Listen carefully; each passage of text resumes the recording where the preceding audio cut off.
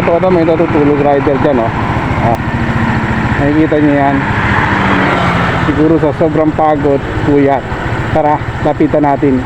Bigyan natin ng blessing.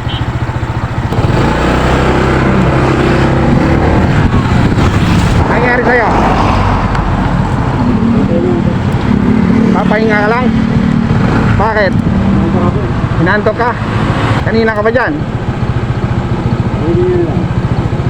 Ano ginagawa mo? Inaantok ka? May wala. Ano yung gising nyo? Baka na, maantok ko sa Blackboard. Ay, ganon. Anong oras ka ba na masada? Ano, wala 7. Alas 7 ng umaga. Kumain ka na? Okay ka naman, Pax? Okay ka lang, hindi ka nahilo?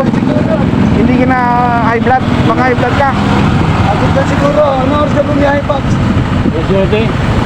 Tama lang kasi ganun din ako, boss. Ganon din? Pagka tinamaan ako ng ganito, Oo. talagang kahit saan gilid, tumigil ako. Kasi nakaganyan siya sa motor, akala ko ano nangyari, natumba ganon. Oo. Dalawang biyahe na ako. Dalawa. Dahil sa ano. Sa Limunan, saka dyan sa ano. Ay, Pasig. malayo pa nakita na kita na ganyan ka sa motor. Akala ko ano nangyari sa'yo. Ito ako, Bob. Nanto ka lang. Pero okay ka lang ngayon. Okay. Wala nang kalang nato talaga ako. Pahinga ako. Bigpahinga ka lang. Tara, ibibigay ko sa'yo. Anong pangalan mo? Camille Dayaw. Romer Dayaw. Ilang taon ka na namang masada ng ganyan? Wala nang pandemya. Wala pandemya. Kayod lang, no? Laban lang, no? Oo, kailangan eh. Kaya may bibigay ko sa'yo para mapag-uwi mo, may dala ka, ha? Ilang taon ka na ba? Parang na-high blood ka yata, no? Natulog ka lang. Hintay 4. Oo, mamasada pa, no? Wala na eh. Apat na anak ko eh. Apat na anak mo? Pero taga-saan ka talaga? Dito ko sa ano, Danghari. Daang Hari. Teka, bigyan kita ng bigas. Salamat po. Nagulat lang talaga ako. Todo, bigyan natin ng bigas ni tatay.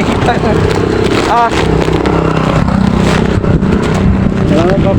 Natutulog ka lang. Nagkaroon ka pa ng bigas na. Salamat. Thank you. Salamat. Sige. May pangsahin na ako. May pangsahin ka na. Sige, ako pala si MJ. Wala ka ba? Bigyan ko yung sige. Ito.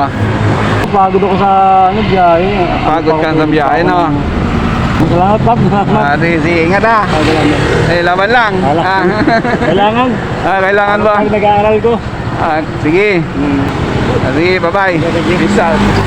Napagod lang siguro si Kuya sa biyahe bilang joyride, mga katoda. Kaya natulog na lang siya sa gilid ng daan. Pero mas maganda na rin yun, mga katoda, kaysa ituloy mo pa. Baka maksidente ka lang kasi pagod ka na, baka pikit yung mata mo. Ganyan na lang, mga katoda. Kaya MJ Katoda lagi nagsasabi, ingat sa pagmamaneho. Peace out.